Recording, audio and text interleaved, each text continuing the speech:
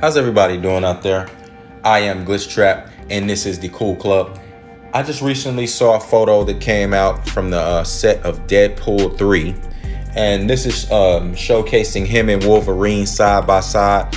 This is why I like Deadpool, the Deadpool films, is because they go all out with the canon.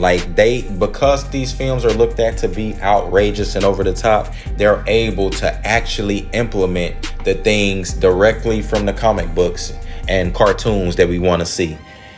In this photo, you see the Hugh Jackman is in his yellow and blue Wolverine suit. Oh yes, he's in the yellow and blue suit. I would argue that this is the most iconic costume for Wolverine. This is his most iconic look, is the yellow and blue suit with the mask. He doesn't have the mask on. They're not showing him with the mask, but I'm sure that he's gonna have it. In this film, I'm sure you'll see him with the mask. This is the Wolverine that we saw from the comic books.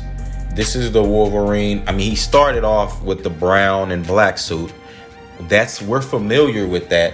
But most of us, that's the suit that he wore in the arcade, the X-Men arcade game as well. So people are familiar with that suit. But the yellow and blue, to me, it seems to be more recognizable to the mainstream audience, because this was in the comic. This was shown in a lot of the comics. This was the suit that he wore in the Saturday morning cartoon. And this cartoon ran for a while. So a lot of people got familiar. He had that suit on in a lot of the video games.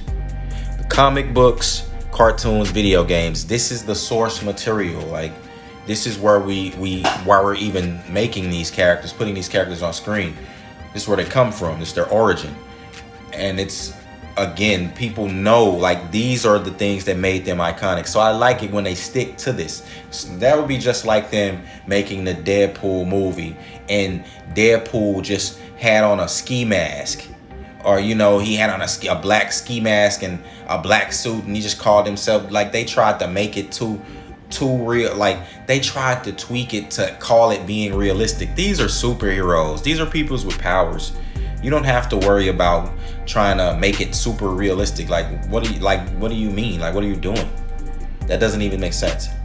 I know we want to stick as close. You want to stick to some level of reality when doing these, so they don't just take you completely out of the movie. But it's a fantasy at the end of the day. We want to see the characters in there. We want to see you bringing comics and cartoons to screen. We want to see that. Like, you can tweak it within these people existing within the real world, but you don't tweak them. You tweak the world around them. You don't tweak the characters. You leave them. They're just as large as life as they need to be. This Hugh Jackman, this Wolverine, I think is going to be one of the best that we've seen on screen. This mark my words saying that. I think one of the best one was Logan. He played a great, but that was old man Wolverine. That was street clothes Wolverine. X-Men were dead. So we want to see, like, X-Men Wolverine. That's what we want to see. That type of Wolverine. You know what I'm saying? And those who know. And this movie, I can't wait to see this movie. I want to see some more. I want to see a trailer or more previews of them in action. This movie, Deadpool 3, is arriving in theaters on May 3rd, 2024. And Hugh Jackman is going to definitely be coming back. We have a few more characters that is going to be reprising their roles. They say Halle Berry's coming back to play Storm. We have the Magneto coming back, the older Magneto. This was played by Ian McKellen. And if they do bring back Ian McKellen, they need to CG him. Please do that for me. He cannot come back. We're tired of seeing old feeble Magneto. When Magnetos see the characters, between Michael Fassbender and Ian McKellen's Magneto, we need the in between.